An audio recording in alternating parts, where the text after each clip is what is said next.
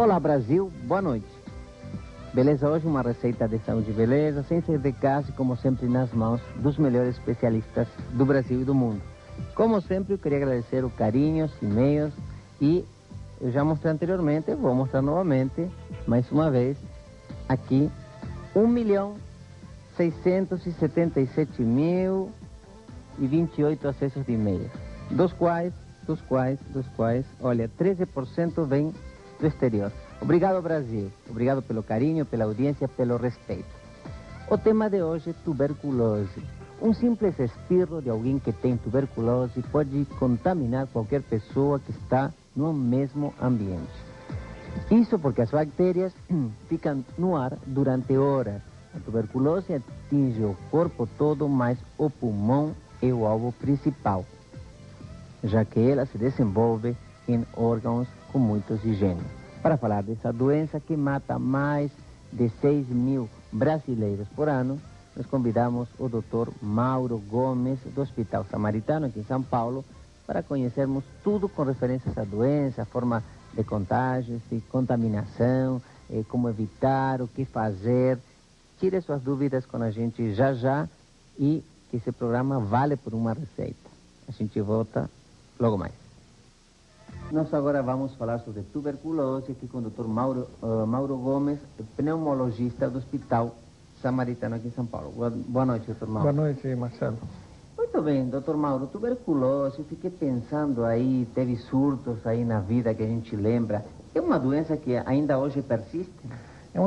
É a doença infecciosa mais comum do mundo, né? No mundo nós temos próximos de 8 milhões de casos novos por ano de tuberculose. E esses casos, 80% deles se concentram em 22 países, sendo que o Brasil ocupa aí o 12º lugar no ranking de tuberculose. Perde para países da África, alguns países da Ásia, e na América do Sul, o Brasil nas Américas, né? O Brasil é disparado o primeiro colocado. Lidera.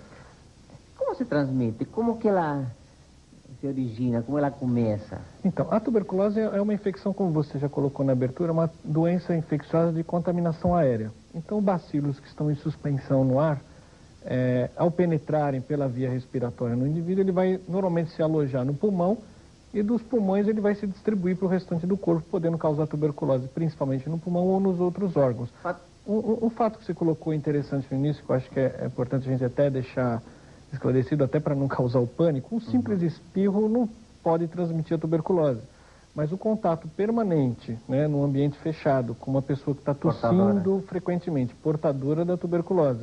Então, quanto mais tempo essa pessoa ficar nesse ambiente com essa pessoa, o risco ocorre. Por isso que o risco maior é das pessoas que convivem naquele ambiente, que moram na mesma casa do indivíduo.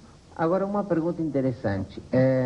Fatores ambientais, higiene, calor do ambiente enquanto a localização geográfica, por exemplo, isso espalha a doença, isso propicia a doença é uma doença infecciosa, então precisa ter o bacilo, né? Não é uma doença de transmissão genética, é uma doença de transmissão de pessoa para pessoa.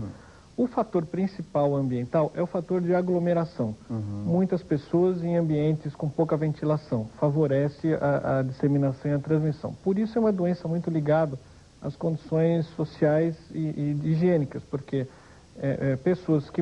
muitas pessoas num ambiente pequeno, com pouca ventilação, ambientes fechados, o contato próximo favorece a infecção. O fato de morar num local mais ventilado, obviamente, diminui o risco da transmissão, assim como locais abertos. Agora, locais mais elevados, como antigamente se imaginava, que morar em ambientes montanhosos, né, com climas mais frios, isso não interfere com relação à transmissão, e sim o fator da aglomeração. Agora, nós temos a tuberculose pulmonar e extrapulmonar. Exatamente. O que seria isso? Então, a tuberculose pulmonar é a principal forma da doença. 85% dos casos são de doença comprometendo o pulmão, né?